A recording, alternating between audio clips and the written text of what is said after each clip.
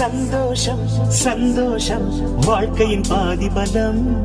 சந்தோஷம் இல்லை என்றால் மனிதர்க்கு ஏது பலம்? புயல் மையம் கொண்டால் மழை மண்ணில் உண்டு. எந்த தீமைக்குள்ளும் சிறு நன்மை உண்டு. ஓ சந்தோஷம் சந்தோஷம் வாழ்க்கையின் பாதிபலம்.